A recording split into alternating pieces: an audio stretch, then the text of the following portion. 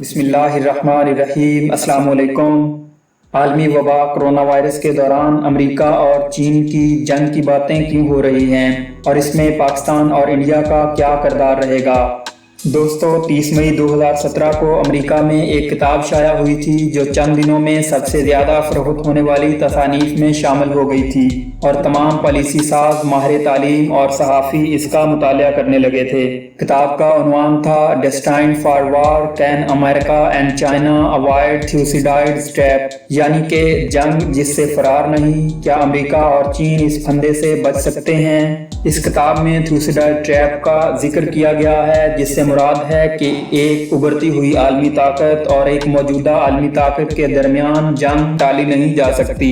ناظرین، آگے بڑھنے سے پہلے اگر آپ اس چینل پر نئے ہیں تو آپ سے گزارش ہے کہ آپ ہمارے چینل کو سبسکرائب کر لیں تاکہ آپ کو آنے والی نئی ویڈیوز ملتی رہیں۔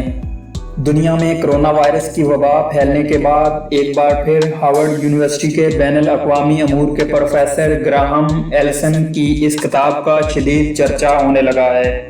امریکہ کے صدر ڈونلڈ ٹرمپ نے کووڈ-19 کو چینی وائرس کہہ کر پکارا تو امریکی جریدے اسپیکٹیٹر نے اپنی ایک حالیہ رپورٹ میں لکھا کہ کرونا کے ہاتھوں پہلی ہلاکت اس امریکی سوچ کی تھی کہ وہ چین کے عالمی طاقت بننے کی حقیقت کو میوچل انٹرسٹ یعنی کہ باہمی مفادات کے ذریعے قابو کر سکتا ہے۔ اس میگزین نے پروفیسر گراہم ایلسن کی کتاب کا حوالہ دیتے ہوئے لکھا کہ صدر ٹرمپ کا یہ بیان تھیوسیڈائڈ ٹریپ یعنی ایک ابھرتی ہوئی طاقت چین اور ایک موجودہ طاقت امریکہ کے درمیان نہ ٹلنے والی جنگ کے زمرے میں آتا ہے۔ دوستو، اب یہ بات سمجھنا بہت ضروری ہے کہ تھیوسیڈائڈز ٹریپ کیا ہے۔ تھیوسیڈائڈز ٹریپ ایک قدیم یونانی ہسٹورین تھا جس نے اسپارٹا اور ایتھنز کے درمیان ہونے والی پیلوپونیشین کی جنگ کے بارے میں لکھا تھا۔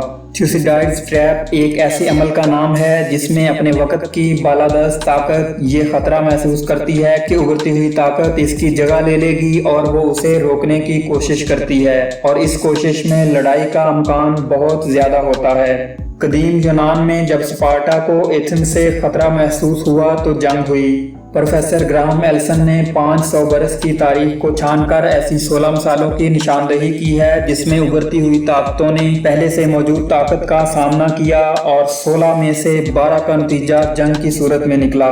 اس کتاب میں برطانیہ اور جرمنی کی مثال بھی دی گئی ہے۔ جب 20ویں صدی میں جرمنی برطانیہ سے آگے بڑھنے والا تھا کہ بوسنیا کے شہر سراجیو میں ایک معمولی سے شاہی خاندان کے افراد کے قتل سے جنگ شروع ہو گئی، جسے دنیا آج دوسری عالمی جنگ کے طور پر یاد کرتی ہے۔ پروفیسر ایلسن کا کہنا ہے کہ امریکہ اور چین کی رقابت عالمی تعلقات کا ایک فیصلہ کن مرحلہ ہے۔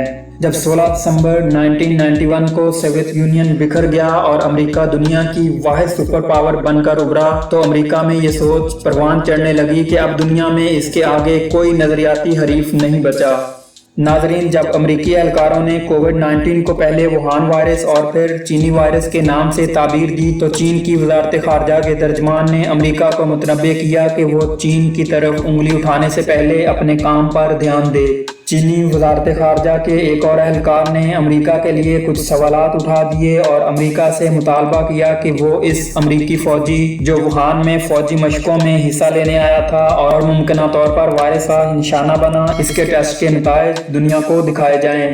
امریکی اہلکاروں کی جانب سے کووڈ-19 کو چینی وائرس کہے جانے کے بعد امریکہ میں چین کے سفیر نے امریکہ سے مطالبہ کیا کہ وہ وبا کو سیاسی رنگ نہ دیں۔ کووڈ-19 کے آنے کے بعد جب دونوں ملکوں کے درمیان فضا مزید کشیدہ ہوئی تو چین نے شائع ہونے والے گلوبل ٹائمز نے تھیوسیڈائڈز ٹریپ کے خالق پروفیسر گراہم ایلسن کا انٹرویو کیا اور موجودہ حالات کے پس منظر میں ان سے سوالات کیے۔ پروفیسر گراہم ایلسن نے کووڈ-19 کے حوالے سے لگائے جانے والے الزامات کو اصل مسئلے سے توجہ ہٹانے کی ایک بچگانہ کوشش قرار دیا۔ انہوں نے کہا کہ یہ امریکی اہلکاروں کی جانب سے صورتحال سے نمٹنے میں ایک ناکامی کو چھپانے کی ایک کوشش ہے۔ اس عالمی وبا کے دوران ایک نظریاتی بحث بھی جاری ہے۔ امریکہ جو لبرل ڈیموکریسی کا حامی ہے وہ چین کے نظام حکومت پر انگلیاں اٹھا رہا ہے جس میں کرونا وائرس کے پھیلاؤ کو چھپانے کا الزام سر فہرست ہے، لیکن دوسری جانب ایسی آوازیں بھی سنائی دی جا رہی ہیں हैं कि चीन के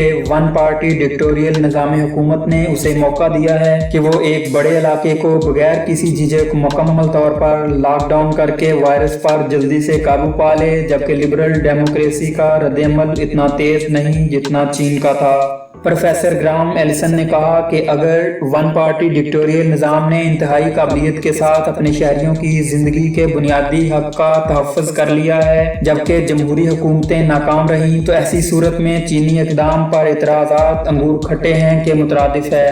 अमेरिका के बड़े इत्तेहादी जिनमें बरतानिया, स्पेन और फ्रांस शामिल हैं, वो भी कोरोना वायरस के खतरे से बुरी तरह मुतासिर हैं। ताहम वो वायरस को सियासी रंग देने की कोशिश से खुद को दूर रखे हुए हैं। अलबत्ता अमेरिका के एक नए इत्तेहादी मुल्क इंडिया से ऐसी आवाजें उभर रही हैं जिनमें चीन और पाकिस्तान को सबक सिखाने की बातें जारी हैं। इंडिया के नेशनल सिक्योरिटी एडवाइजर बोर्ड के रुकन तलक दिवाकर ने दी ट्रिब्यून में लिखे गए एक कॉलम में कोरोना वायरस की वबा के दौरान चीन और पाकिस्तान के रवैये पर अपनी नाराजगी का इजहार करते हुए लिखा कि कोविड-19 के दुनिया में फैलाव के हवाले से चीन का रवैया मुजरमाना था और वो इस नताइज से बच नहीं सकता।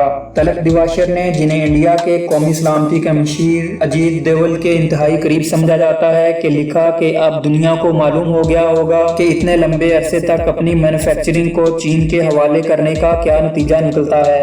तलक दिवाकर अमरीकी एहलकारों की तरह आलमी अदारा सेहत से भी नाराज हैं, जिसने कोरोना वायरस पर काबू पाने में चीनी इक़दामात की तारीफ की है। अभी तक ये बहस जोरों पर है कि ये वायरस कहाँ से आया, क्या ये कुदरती है या इंसान का बनाया हुआ है और किसी लेबॉरेटरी से जानबूझकर छोड़ा गया है, या गैर इरादी तौर पर यह लीक हो गया है। अभी तक ऐसी कोई ठोस शहादत सामने नहीं आई है कि उसे किसी मुल्क ने लेबॉरेटरी में तैयार करके किसी मज़मूम मकसद के लिए दुनिया में फैलाया, या अलबत्ता अशारों कनायों में इल्ज़ाम चीन की तहरीर पर धरा जा रहा है।